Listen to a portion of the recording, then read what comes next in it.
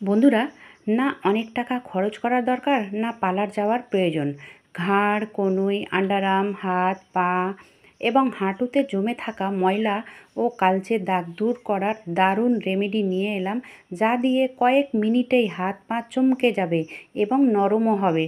তোমরা পুরো ভিডিওটা দেখতে থাকো, কারণ আমরা যখন কোনো পার্টিতে যাই বা কোনো ভালো পার্টিতে গেলে অবশ্যই নিজেকে একটু আলাদা দেখার ইচ্ছে করে। তো যদি হাতে পায়ে ময়লা থাকে, সেক্ষেত্রে কিন্তু আমাদেরকে লুকিয়ে লুকিয়ে রাখতে হয়, ঢেকে ঢেকে রাখতে হয়। তো আর ঢেকে রাখার কোনো প্রয়োজন নেই। খুব সহজে এই রেমেডি তৈরি করে নিতে পারবো ঘরে থাকা জিনিস দিয়ে। শুধুমাত্র এই শ্যাম্পুতে কয়েকটা জিনিস মিক্স করলেই দেখবে এই রেমেডি এতটাই পাওয়ারফুল হবে যে পার্লারের নামও ভুলে যাবে। তো সর্বপ্রথমে আমি এখানে নিয়েছি 1 প্যাকেট শ্যাম্পু। হ্যাঁ বন্ধুরা, আমি যেহেতু হাত পায়ের জন্য হাত পা দুটোর জন্যই করছি, সে কারণে আমি 1 প্যাকেট শ্যাম্পু নিলাম। তোমরা যে কোনো শ্যাম্পু নিতে পারো, কোনো এবারে সমস্যা নেই। এতে দিয়ে দেব 1 চামচ নুন। হ্যাঁ বন্ধুরা, নুনে এমন কিছু ক্লিনিং এজেন্ট রয়েছে যেটা হাত পায়ের কালো দাগ একেবারেই দূর করবে। ঠিক আছে? এবারে ভালো করে অবশ্যই এই নুন আর শ্যাম্পুটা মিক্স করে নিতে হবে। মিক্স করার ব্যাপারটা গাফিলতি করলে চলবে না, ভালোভাবে মিক্স করতে হবে। তারপরে দেখো এতে কী দেব, দিয়ে দেব ইনো। তো ইনোটা কতটা দেব, 1 প্যাকেট শ্যাম্পুর জন্য দিয়ে দিতে হবে হাফ প্যাকেট, হাফ চামচ মতো ইনো। ঠিক আছে? এবারে এই ইনোটাকে ভালোভাবে মিক্স করতে হবে। অবশ্যই ইনোটা দেওয়ার পরে দেখবে এটা একটা ফেনার সৃষ্টি হবে, একেবারে ক্রিমি ক্রিমি হয়ে যাবে। তোমরা দেখে বুঝতে পারছো, অনেকটাই ফুলে হয়ে গেছে আর ক্রিমের মতো হয়ে গেছে। ঠিক এইরকমই হবে, একদম পারফেক্ট। এবারে দেখো এটাকে অবশ্যই ভালোভাবে মিক্স করতে হবে। প্রত্যেকটা জিনিস দেওয়ার পরে মিক্স করার ব্যাপারটা আছে, ভালোভাবে মিক্স করে নিতে হবে। ঠিক আছে? আর হ্যাঁ বন্ধুরা, এই রেমেডি এতটুকুও মুখে দেওয়া চলবে না, শুধুমাত্র হাত পা, ঘাড়, কনুই, আন্ডারআর্ম এগুলোতে দিতে হবে। তারপর ওতে দিয়ে দেব একটা লেবুর থেকে কেটে, হাফ লেবুর রস। অবশ্যই অর্ধেকটা লেবুর রস দিতে হবে। আর লেবুতে যে বীজগুলো রয়েছে সেগুলোকে বার করে নিতে হবে, কারণ এগুলো হাতে পায়ে ব্যবহার করব, সে কারণে লেবুর বীজটাকে অবশ্যই বার করে নিতে হবে। শুধু রসটাই প্রয়োজন হবে। যে জিনিসগুলো আমি দিচ্ছি এগুলো কিন্তু ঘরে অনায়াসে পাওয়া যায়, সবসময় অ্যাভেলেবেল থাকে প্রায় প্রত্যেকের ঘরে আমার মতে। আর এই রেমেডি এতটাই পাওয়ারফুল হবে, যেখানেই লাগানো হবে না সেই জায়গাটায় একেবারে সাদা ধপধপে হয়ে যাবে, তোমরা না করলে বুঝতে পারবে না। তো চলো, আমি এখানে দিয়ে দিলাম অর্ধেক লেবুর রস। আর লেবুর রস দেওয়ার পরে আরও রিয়াকশান হবে, কারণ সবাই জানো লেবুতে সাইট্রিক অ্যাসিড রয়েছে। তো এটাকেও ভালোভাবে মিশিয়ে নিতে হবে। এখানে আর একটা জিনিস মেশাবো, সেটা হচ্ছে প্রত্যেকের ঘরে ঘরেই থাকে, কোনো ভয়ের কিছু নেই বন্ধুরা যে কি এমন দেবো। এই দেখো কোলগেট। তো অবশ্যই এখানে কোলগেটের প্রয়োজন হবে, সাদা কোলগেটটা। ঠিক আছে? এটা যেমন আয়ুর্বেদিক কোলগেট, তো এটা লাগবে না, এই কোলগেটটাই প্রয়োজন হবে। তো অবশ্যই তোমরা চেষ্টা করবে, চেষ্টা কি এই সাদা কোলগেটটাই লাগবে, কারণ এই সাদা কোলগেট ক্লিনিংয়ের জন্য এতটাই পাওয়ারফুল আর এতটাই কাজ করে। তো কোলগেট দেওয়ার পরে অবশ্যই এটাকে ভালোভাবে মিশিয়ে নিতে হবে, কারণ কোলগেট খুব তাড়াতাড়ি অন্য কোনো জিনিসে মিশে যায় না, সে কারণে একটু ভালোভাবে নাড়াচাড়া করে সেই কোলগেটটাকে ভালোভাবে মিশিয়ে নিতে হবে। আর আমি যতগুলো জিনিস এতে অ্যাড করলাম, সব জিনিসের কিন্তু আলাদা আলাদা গুণ আছে। ঠিক আছে? তো অবশ্যই যতগুলো জিনিস দেওয়া হয়েছে প্রত্যেকটা জিনিস দিতে হবে। তারপরে চলো এটা কিভাবে ব্যবহার করব।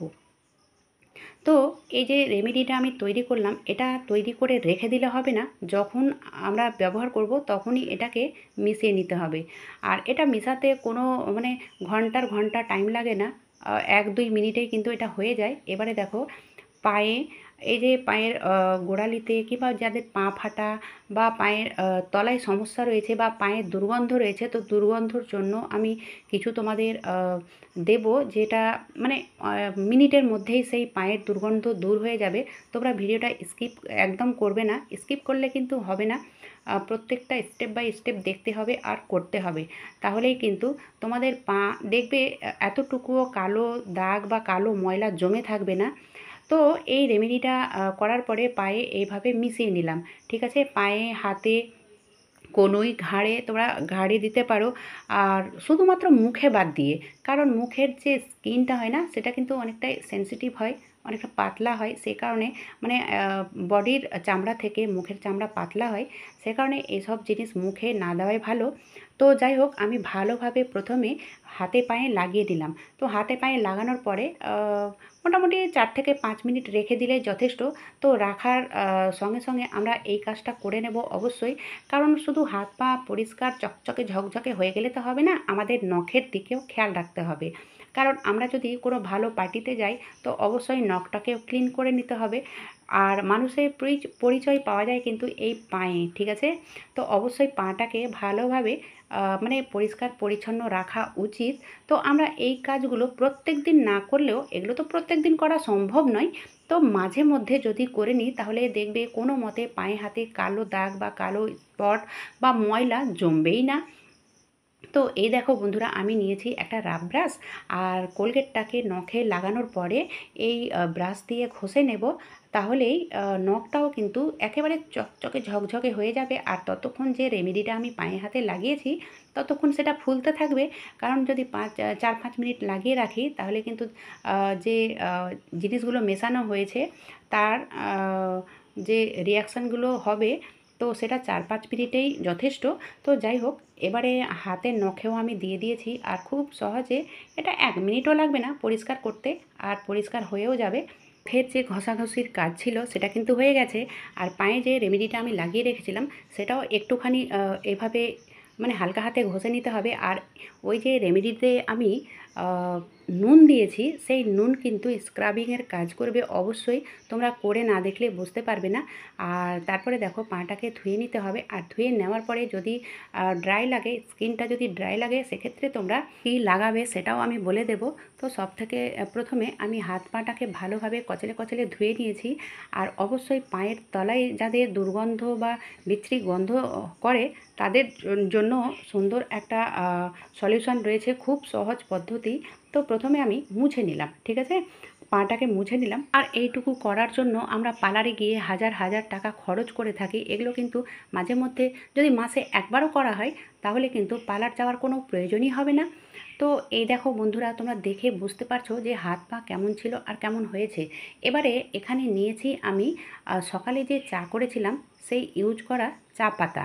তো ওই চা পাতাটাকে পায়ের তলায় এইভাবে একটুখানি ঘষে নিলে, মানে 1 মিনিট মতো বা 2 মিনিট মতো যদি ঘষে নেওয়া হয় পায়ের তলায়, কারণ অনেকের কী হয়, সব সময় মোজা পরে থাকতে হয়, সে শীতের টাইম হোক কিংবা গরমের টাইম হোক। তো শীতের টাইমেতেও গন্ধ করে, দুর্গন্ধ করে, আর গরমের টাইমে তো বলারই নেই, দুর্গন্ধ তো অবশ্যই করবে। তো যারা সবসময় জুতো বা মোজা পরে থাকো, তাদের জন্য এটা খুব ভালো একটা সলিউশন।